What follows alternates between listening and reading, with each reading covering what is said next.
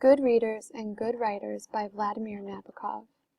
My course, among other things, is a kind of detective investigation of the mystery of literary structures.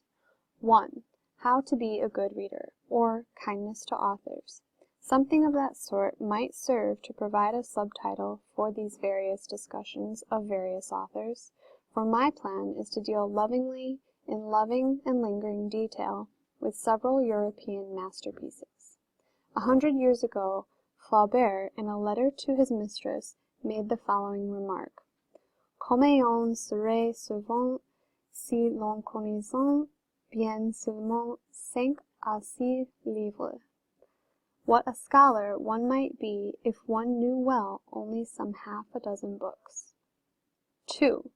In reading, one should notice and fondle details. There is nothing wrong about the moonshine of generalization when it comes after the sunny trifles of the book have been lovingly collected.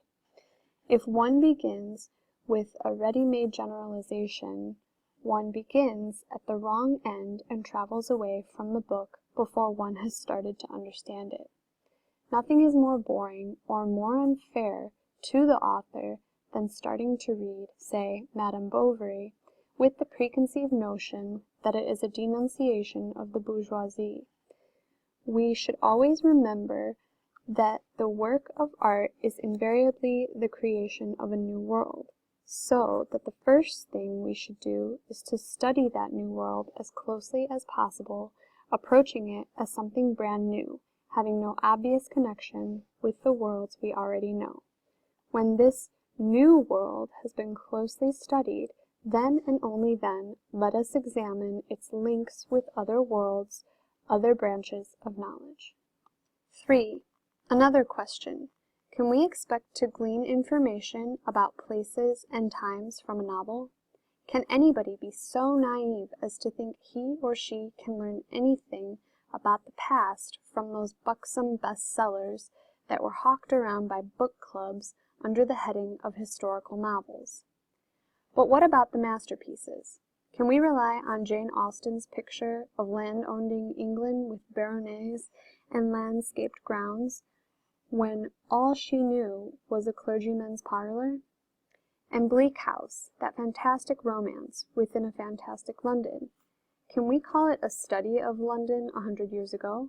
Certainly not, and the same holds for other such novels in this series.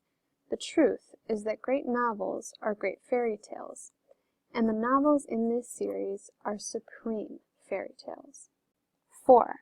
Time and space, the colors of the seasons, the movements of muscles and minds, all these are for writers of genius, as far as we can guess, and I trust we guess right, not traditional notions which may be borrowed from the circulating library of public truths, but a series of unique surprises which master artists have learned to express in their own unique way. To minor authors is left the ornamentation of the commonplace. These do not bother about any reinventing of the world. They merely try to squeeze the best they can out of a given order of things, out of traditional patterns of fiction. The various combinations these minor authors are able to produce within these set limits may be quite amusing in a mild, ephemeral way, because minor readers like to recognize their own ideas in a pleasing disguise.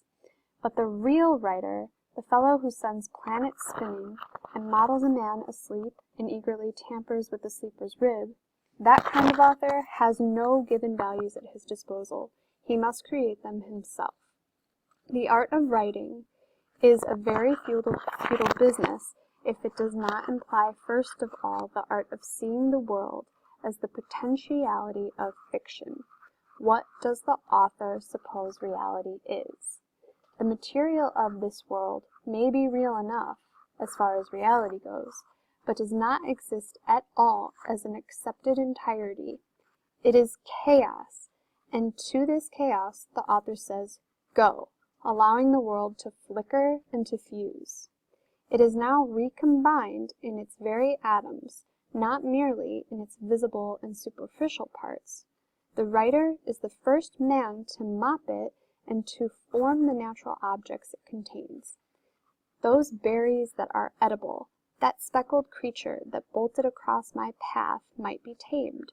That lake between those trees, which is called Lake Opal, or, more artistically, Dishwater Lake. That mist is a mountain, and that mountain must be conquered. Up a trackless slope climbs the master artist, and at the top, on a windy ridge, whom do you think he meets? The panting and happy reader, and there they spontaneously embrace, and are linked forever if the book lasts forever. 5. One evening at a remote provincial college through which I happened to be jogging on a protracted lecture tour, I suggested a little quiz, home. 10 definitions of a reader. And from these 10, the students had to choose 4 definitions that would combine to make a good reader. I have mislaid the list, but as far as I remember, the definitions went something like this. Select 4 answers to the question, what should a reader be to be a good reader? 1. The reader should belong to a book club. 2. The reader should identify himself or herself with the hero or heroine. 3. The reader should concentrate on the social-economic angle. 4. The reader should prefer a story with action and dialogue to one with none. 5. The reader should have seen the book in a movie. 6. The reader should be a budding author. 7. The reader should have imagination. 8. The reader should have memory. 9. The reader should have a dictionary. 10. The reader should have some artistic sense. 6. The students leaned heavily on emotional identification, action, and the social, economic, or historical angle.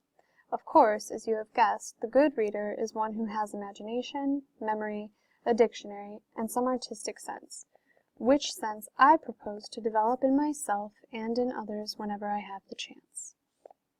7.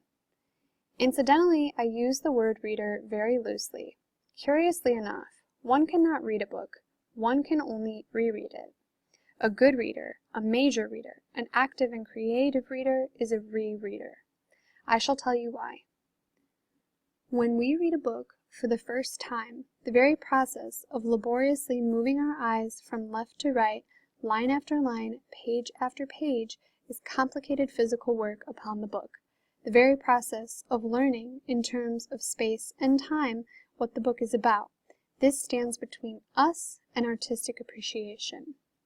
When we look at a painting, we do not have to move our eyes in a special way, even if, as in a book, the picture contains elements of depth and development. The element of time does not really enter in a first contact with a painting. In reading a book, we must have time to acquaint ourselves with it.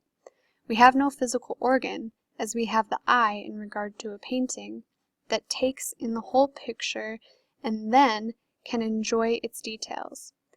But at a second or third or fourth reading, we do, in a sense, behave towards a book as we do towards a painting. However, let us not confuse the physical eye, that monstrous masterpiece of evolution, with the mind, an even more monstrous achievement. A book, no matter what it is, a work of fiction or a work of science, the boundary line between the two is not as clear as is generally believed. A book of fiction appeals first of all to the mind. The mind, the brain, the top of the tingling spine, is, or should be, the only instrument used upon a book. 8. Now, this being so, we should ponder the question, how does the mind work when the sullen reader is confronted by the sunny book? First, the sullen mood melts away, and for better or worse, the reader enters into the spirit of the game. The effort to begin a book, especially if it is praised by people whom the young reader secretly deems to be too old-fashioned or too serious. This effort is often difficult to make, but once it is made, rewards are various and abundant. Since the master artist used his imagination in creating his book, it is natural and fair that the consumer of a book should use his imagination too. 9. There are, however, at least 2 varieties of imagination in the reader's case, so let us see which one of the 2 is the right one to use in reading a book. First, there is the comparatively lowly kind, which turns for support to the simple emotions and is of a definitely personal nature. There are various subvarieties here in this first section of emotional reading. A situation in a book is intensely felt because it reminds us of something that happened to us or to someone we know or knew. Or, again, a reader treasures a book mainly because it evokes a country, a landscape, a mode of living which he nostalgically recalls as part of his own past, or, and this is the worst thing a reader can do, he identifies himself with a character in the book. This lowly variety is not the kind of imagination I would like readers to use. 10. So what is the authentic instrument to be used by the reader? It is impersonal imagination and artistic delight. What should be established, I think, is an artistic harmonious balance between the reader's mind and the author's mind. We ought to remain a little aloof and take pleasure in this aloofness, while at the same time we keenly enjoy, passionately enjoy with tears and shivers, the inner weave of a given masterpiece. To be quite objective in these matters is of course impossible.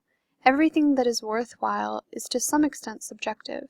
For instance, you sitting there may be merely my dream, and I may be your nightmare, but what I mean is that the reader must know when and where to curb his imagination, and this he does by trying to get clear the specific world the author places at his disposal. We must see things and hear things. We must visualize the rooms, the clothes, the manners of an author's people. The color of Fanny Price's eyes in Mansfield Park and the furnishing of her cold little room are important. 11. We all have different temperaments, and I can tell you right now that the best temperament for a reader to have, or to develop, is a combination of the artistic and the scientific one. The enthusiastic artist alone is apt to be too subjective in his attitude towards a book, and so a scientific coolness of judgment will temper that intuitive heat. If, however, a would-be reader is utterly devoid of passion and patience, of an artist's passion and a scientist's patience, he will hardly enjoy great literature. 12. Literature was born not the day when the boy crying wolf, wolf came running out of the Neanderthal valley with a big gray wolf at his heels. Literature was born on the day when a boy came crying wolf, wolf, and there was no wolf behind him. That poor little fellow, because he lied too often, was finally eaten up by a real beast is quite incidental. But here is what is important. Between the wolf in the tall grass and the wolf in the tall story, there is a simmering, shimmering go-between. That go-between, that prism, is the art of literature. 13. Literature is invention. Fiction is fiction. To call a story a true story is an insult to both art and truth. Every great writer is a great deceiver, but so is that arch cheat, nature. Nature always deceives. From the simple deception of propagation to the prodigiously sophisticated illusion of protective colors in butterflies or birds, there is in nature a marvelous system of spells and wiles. The writer of fiction always follows nature's lead. 14. Going back for a moment to our wolf-crying woodland little woolly fellow, we may put it this way. The magic of art is in the shadow of the wolf that he deliberately invented, his dream of the wolf. Then the story of his tricks made a good story. When he perished at last, the story told about him acquired a good lesson in the dark around the campfire. But he was the little magician. He was the inventor. 15. There are 3 points of view from which a writer can be considered. He may be considered as a storyteller, as a teacher, and as an enchanter. A major writer combines these 3, storyteller, teacher, enchanter, but it is the enchanter in him that predominates and makes him a major writer. 16. To the storyteller we turn for entertainment, for mental excitement, of the simplest kind, for emotional participation, for the pleasure of traveling in some remote region in space or time. A slightly different, though not necessarily higher mind, looks for the teacher in the writer. Propagandist, moralist, prophet. This is the rising sequence. We may go to the teacher not only for moral education, but also for direct knowledge, for simple facts. Alas, I have known people whose purpose in reading the French and Russian novelists was to learn something